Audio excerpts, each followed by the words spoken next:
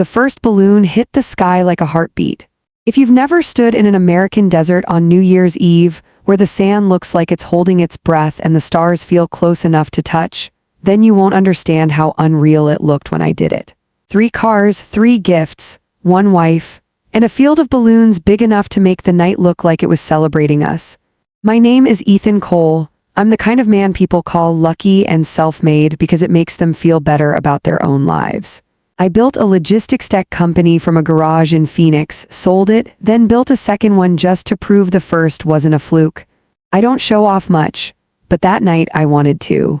Because my wife Sienna used to love small things, late-night diner fries, old movies, thrift store perfumes, she used to laugh with her whole face.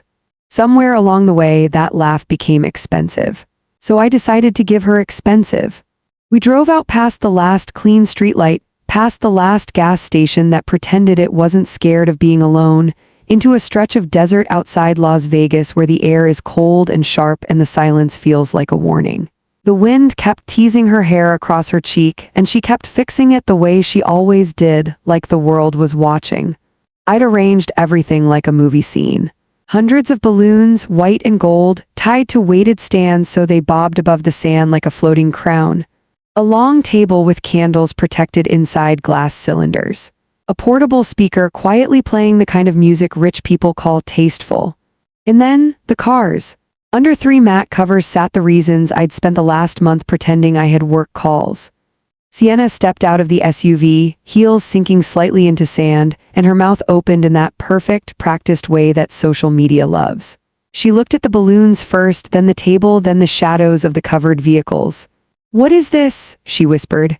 I walked around, took her hand, and put a small velvet box in her palm. Inside was a key fob, then another, then another. Her eyes moved to me. "Ethan," I nodded. "Happy New Year." I pulled the first cover off. Mercedes G-Wagon 2026 model, black squared shoulders like a luxury tank. The desert wind slid along its body like it was admiring it. Sienna put a hand over her mouth. "Oh my God." I pulled the second cover, a sleek Lamborghini, low and loud even while silent, the kind of car that looks like it's already moving while parked. Her knees actually bent. "Stop, you're lying." Then the third cover, another luxury gift, not because she needed it, but because I wanted her to never forget the moment she belonged to me. She laughed, that big face laugh. She hugged me hard. "Ethan, this is insane." And for a few seconds I believed in my own movie. The balloons shivered above us. The candles flickered, her perfume mixed with desert cold. She kissed me with the exact amount of affection you'd post online and call real love. Then my phone vibrated. I almost ignored it. It was New Year. It was our night. But my smartwatch flashed the sender name and my spine went tight. Maravance. Mara was my head of security, former military, not dramatic, not emotional. The kind of person who only calls when something is wrong enough to make silence dangerous. I stepped away, thumb on the screen. "Mara, not now." Her voice was low and clipped. "I'm sorry, Ethan, it's now." I glanced back at Sienna. She was circling the Lamborghini like a cat around a warm lamp, taking photos from angles that made her look like the owner of the world. "What happened?" I asked. Mara hesitated, just half a breath. The kind of half breath that means she's choosing words carefully to keep you from breaking. "We finished the background sweep you requested." My chest tightened. I hadn't told Sienna, I'd only told Mara. Because when you live with someone long enough, you notice tiny things that don't fit. A new phone passcode. A sudden obsession with privacy. Late-night girls' calls that end the second you walk in. A smile that doesn't reach the eyes. I didn't want to be the husband who accuses without proof, so I asked for proof. "What did you find?" I whispered. Mara's next words landed like a rock through glass. "Your wife has a second device. Burner, paid cash. Activated under a fake name." My throat went dry. "Sienna doesn't." "She does," Mara cut in. "We traced the usage. She uses it when she leaves your house, specifically when she drives to Red Canyon Road." My gaze snapped to the horizon. Red Canyon Road was empty land, desert, a place you go if you want to disappear for a while. "That's just," I started. Mara didn't let me finish. "She's not alone when she goes." The wind hissed between the balloons. Somewhere far away, a coyote cried like it was laughing at me.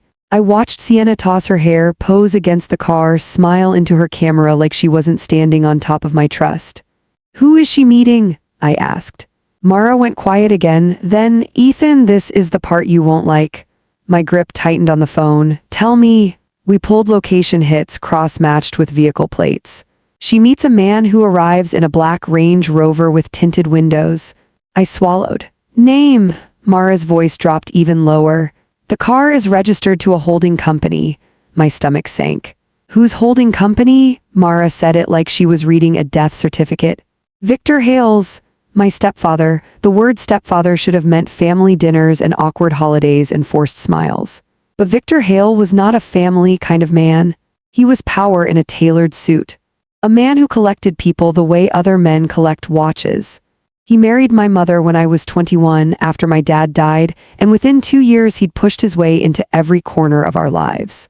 Not with love by leverage. I stared at Sienna. She turned, saw me looking, and waved. My mouth moved automatically, a husband wave, a liar wave. Mara kept talking, and every syllable peeled my reality apart. "There's more." We accessed a partial audio file from her burner. It was corrupted, but we recovered some words. My heart hammered. "Play it." A crackle, a muffled sound, then Sienna's voice, soft, careful, not the voice she used with me. "I did what you wanted," she said. A man's voice replied, distorted but calm. "Good, keep him happy." "Sienna, he bought me everything." "Man, and he'll buy you more until we're ready." Sienna, almost laughing. "Ready for what?" The man answered with 2 words that made my blood go cold. "The transfer." Mara's voice came back in. "Ethan, I don't think this is just cheating." My eyes locked on Sienna as she walked toward me, heels crunching sand, smiling like she was walking toward a future. I couldn't breathe right. My brain tried to protect me by making excuses.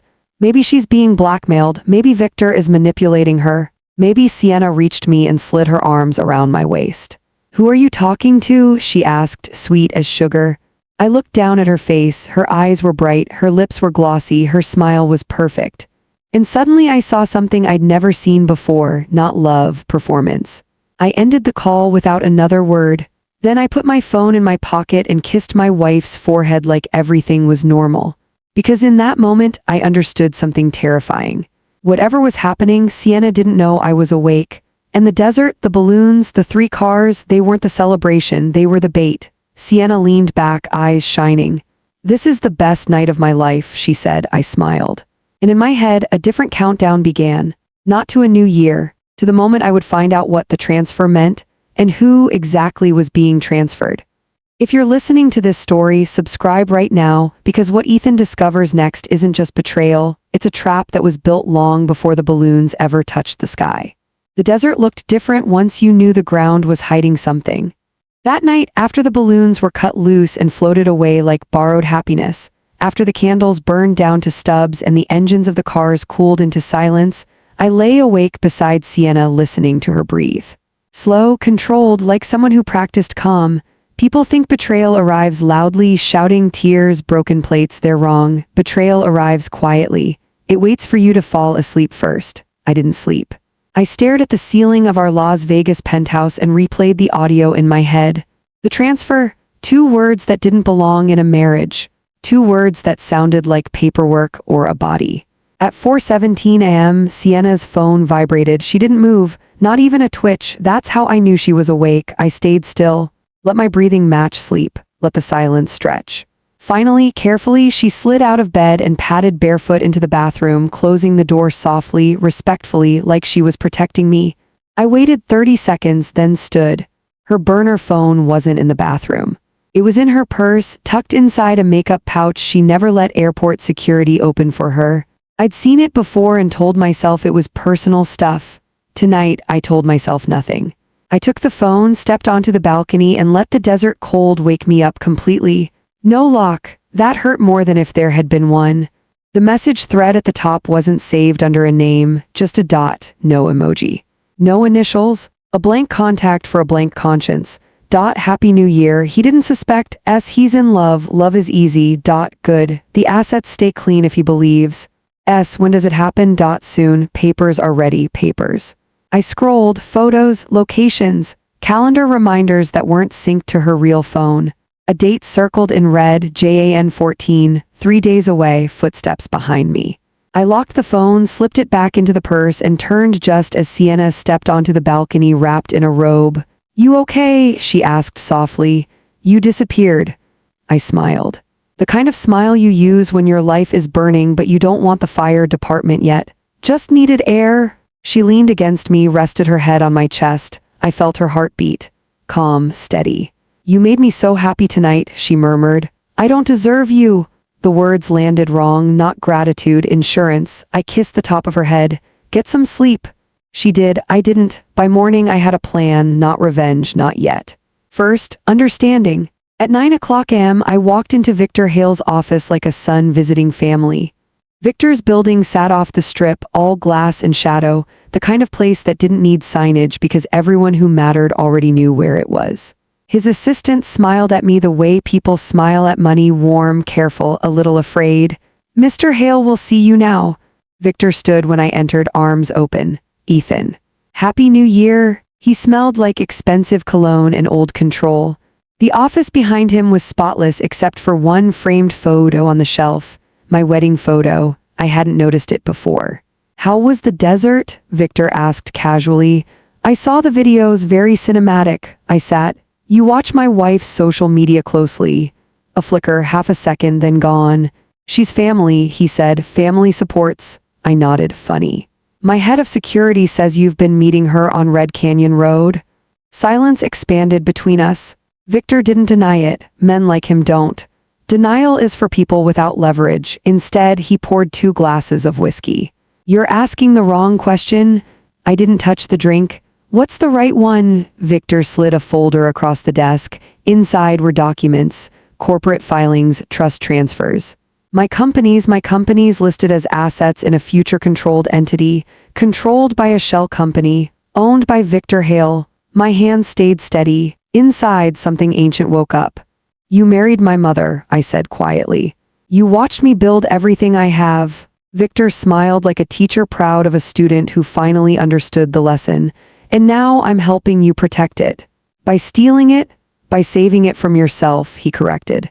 "You're emotional, you love too hard, you put assets in your wife's name." I said nothing. Victor leaned forward. "Sienna is cooperative, she understands timing. When the transfer completes, your holdings move quietly. No scandal. No divorce mess, you stay rich, she stays comfortable." "And me?" I asked. Victor's eyes were cold. "You stay alive." There it was, not cheating, a takeover. I stood. "You think I won't fight this?" Victor shrugged. "I think you won't win." As I left the building, my phone buzzed. "Mara, we confirmed it. Jan 14 is a forced signature event. You'll be drugged. It's staged as a medical episode." I stared out at the desert road, at the sky. At the future they'd written for me, then I typed back, "Me, good, don't stop them." That afternoon I went home and surprised Sienna with lunch. I laughed. I touched her hand. I talked about future trips and smiled at her lies. That night she curled into me and whispered, "I feel safe with you." I whispered back, "You should." Because they thought the transfer was about money. They were wrong. By the time January 14 arrived, I wasn't planning to lose my empire. I was planning to reassign it. And when the papers were signed, they wouldn't be taking my life. They'd be signing away theirs. If you're still listening, subscribe now because in part 3, Ethan lets the trap close and steps inside it on purpose. The most dangerous traps are the ones you enter willingly. By January 13, I had memorized every lie Sienna told without realizing she was repeating them. Humans loop when they're nervous. She looped phrases like "after the holidays" and "once things settle," the way gamblers rub lucky coins. She thought I was distracted. I let her think that. That morning, I signed documents in my home office with the curtains open, sunlight pouring in like honesty. I made calls where she could hear me. I complained about stress, about headaches, about how tired I felt lately. Victor's people were watching. I needed them comfortable. At noon, Mara arrived disguised as a wellness consultant, clipboard, calm voice, forgettable face. She checked my blood pressure in the living room while Sienna hovered, pretending concern. "You should rest tomorrow," Sienna said, squeezing my shoulder. "Big days make you fragile." "Fragile," I smiled. "You worry too much." Her phone buzzed. She glanced at it too fast, looked away too slow. That night I slept early. Or pretended to. At 2:03 a.m., the bedroom door creaked open. Sienna moved quietly, efficiently, no hesitation. She knew exactly where the safe was. She knew the code because I'd once trusted her with it during a romantic moment, laughing as I typed it in. Love makes you stupid. She removed a small vial from the safe and slipped it into her robe pocket. Clear liquid. No label. I didn't move. She leaned over me and brushed my hair back like she used to when we were happy. Her fingers lingered half a second too long. I'm sorry, she whispered. Not I love you, I'm sorry. She left. At 6:30 a.m. she brought me coffee. Drink this before your meeting, she said brightly. I did, or rather I pretended to. The real coffee was already poured out into the plant pot by the window. The mug touched my lips. My throat stayed dry. 10 minutes later I staggered. I let my knees buckle. I let my vision blur. I let my body collapse like a building scheduled for demolition. Sienna screamed. Victor arrived within 20 minutes. That alone told me everything. They carried me to the private clinic like a valuable package. White walls. Soft lighting, consent forms waiting on a clipboard with my name already printed. Victor stood at the foot of the bed, hands folded. You see, he said calmly, I told you he was fragile. Sienna stood beside him, eyes glossy. Perfectly shaken, perfectly believable. A doctor leaned close to me. Mr. Cole, we're going to help you relax, just sign here. I let my hand tremble. I let the pen slip. Victor picked it up and pressed it back into my fingers. Ethan, do this for your wife. That word again. Wife, I signed, or so they thought. Because the document they slid under my hand wasn't the real one. Mara had switched it 12 hours earlier. Same paper, same ink, different future. As the sedative took effect, or what they thought was sedative, I watched their faces soften with relief. Victory always relaxes people too early. Sienna leaned in and kissed my cheek. Everything's going to be okay? I locked that moment into my memory because it would be the last time she ever touched me without fear. When I woke up, it was night, but not in a hospital. I was in my own house. My phone buzzed beside me. Mara, it's done. You're legally untouchable. Victor isn't. I sat up slowly. My body felt heavy but clear. On the screen was a single attachment. A recorded call, Victor's voice, calm, confident. Once the transfer completes, dispose of him quietly. Accidents happen. Sienna's voice followed. I can handle the emotional side. I closed my eyes, then I stood. Outside, the desert wind howled like it knew what was coming. They thought January 14 was the end. For me, it was the beginning. Because now I didn't need proof. I had permission. Subscribe if you're listening, because in part 4, Ethan stops pretending to survive and starts deciding who doesn't. Power doesn't disappear when you take it from someone, it moves. By the time Victor realized something was wrong, the first door had already locked behind him. January 15, 7:02 a.m. I stood in the glass conference room of Hale Dominion Group, Victor's empire, wearing the same calm face he'd worn his whole life. Around the table sat lawyers, board members, and 2 men Victor trusted more than blood. They didn't look at me with suspicion, they looked at me with expectation, because overnight everything had changed. I cleared my throat. Thank you for coming on short notice. One of the lawyers nodded. Mr. Cole, we were surprised to see your name on the emergency authority notice. I imagine you were, I said softly. I tapped the tablet in front of me. The screen lit up. New controlling party, ETHAN. Cole silence. A man on Victor's side laughed nervously. This must be a clerical. No, I said, it's a consequence. The doors opened behind me. Victor walked in. He looked tired, not weak, never that, but unprepared. He'd lost weight overnight. Power does that when it leaks out without permission. He stopped when he saw the screen, then he looked at me. What did you do? He asked quietly. I didn't answer. I pressed play. The room filled with his own voice. Dispose of him quietly. Accidents happen. Every eye turned to Victor. Sienna's name wasn't mentioned, but everyone knew who the emotional side belonged to. Victor's mouth opened. No sound came out. The head lawyer stood slowly. Victor, is this real? Victor looked at me, eyes sharp with rage now. You set me up. I smiled for the first time in days. You taught me how. The lawyer closed the folder in front of him. Mr. Hale, per Clause 17b, any recorded intent of criminal harm immediately suspends your authority. Victor slammed his hand on the table.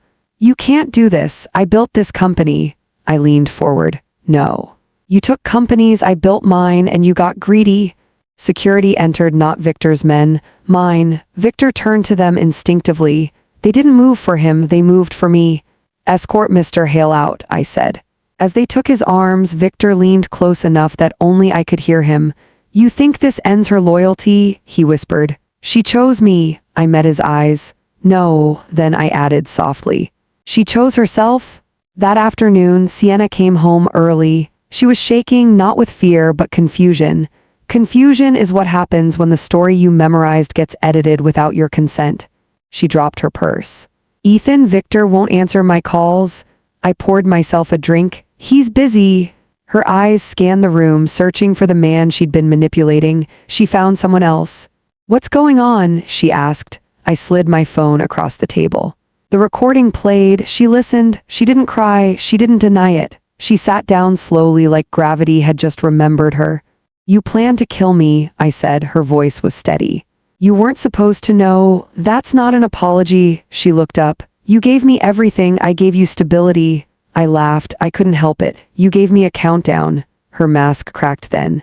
Victor promised I'd be safe. Victor promised a lot of things, I said. He doesn't promise anymore. She stood suddenly. You think you've won? I stepped closer. No, I think you're about to understand. I handed her an envelope. Inside, divorce papers, already filed, already granted emergency clause, marital fraud, her accounts, frozen, her name removed from everything. Her face went pale. You can't leave me with nothing. I tilted my head. I didn't. I slid a second document forward, a non-disclosure agreement, signed by her from the night of the desert celebration. Her hands trembled as she read the final line. Violation penalty.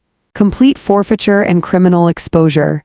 You plan to erase me, I said quietly. I just erased your future. She collapsed into the chair. Outside, the city moved like nothing had happened. But inside that room, two empires had fallen, and one man had learned something permanent. Revenge isn't loud, it's administrative. If you're listening, subscribe, because in part 5, the final consequences arrive and not everyone walks away alive. The quiet after destruction is the most honest sound in the world. For 3 days, nothing happened. No calls, no threats, no dramatic escapes to another country. That's when I knew it wasn't over. Because people like Victor Hale don't disappear when they lose, they shed skin. On the 4th night, Mara came to my house without calling first. That alone told me something had shifted. Victor made bail, she said. Not officially. Someone pulled strings. I nodded slowly. He always does. Mara hesitated. There's more. Sienna met with him. That hit harder than I expected. Not because of betrayal, I was past that, but because it meant desperation. Where? I asked. An unfinished property outside the city, no cameras, no power. A place for endings. I didn't take security, I didn't take a weapon, I took certainty.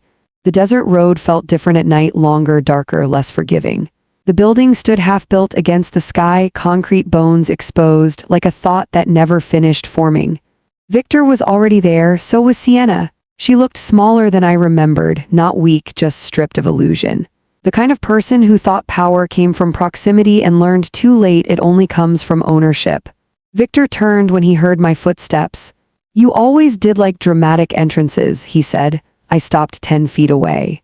You asked for this meeting. Sienna stepped forward. Ethan, listen. I raised a hand. She froze. Victor smiled thinly. You think paperwork ends men like me? No, I said. It reveals them. He laughed. You took my companies. You humiliated me, but you forgot one thing. He gestured around us. Out here, titles don't matter. Sienna's eyes flicked between us. She was calculating, always calculating. Victor continued, you ruined her future too.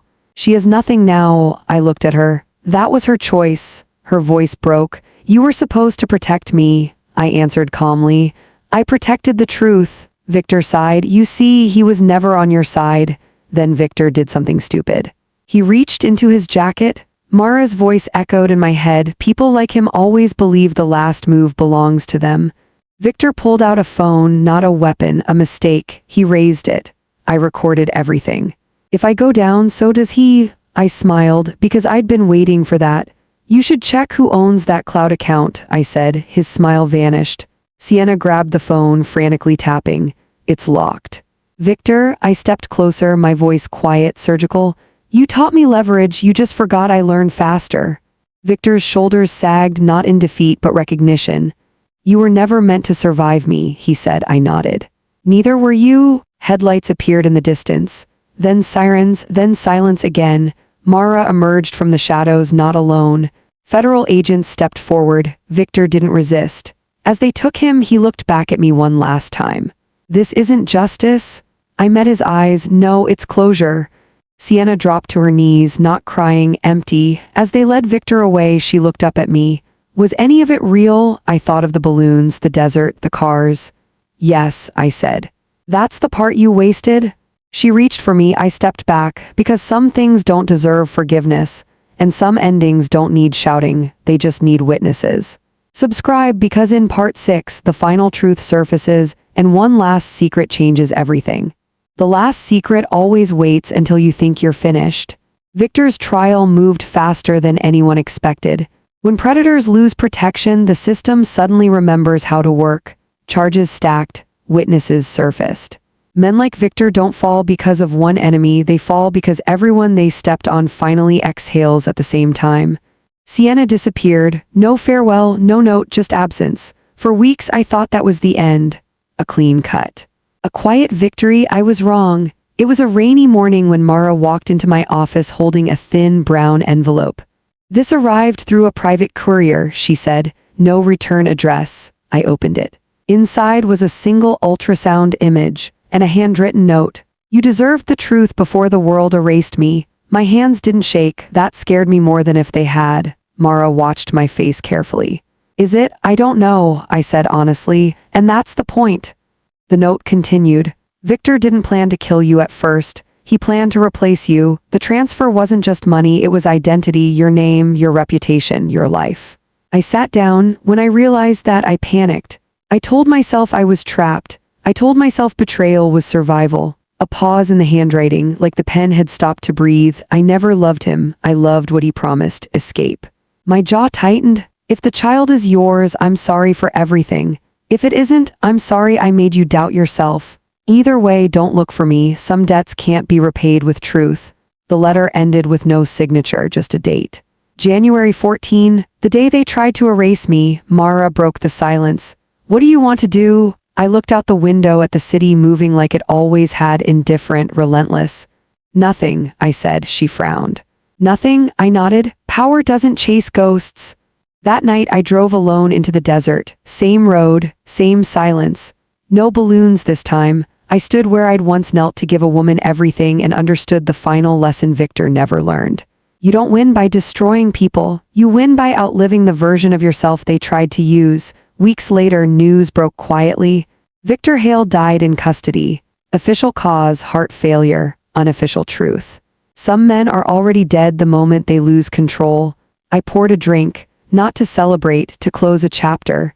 As for Sienna, somewhere out there she's living with the weight of a choice she can't undo. And me, I kept my empire. I kept my name, I kept my life. But I lost something else that night in the desert. The belief that love is blind. Love sees everything. It just lies to itself. The end. If this story held you until the last word, subscribe, because some stories don't entertain, they warn.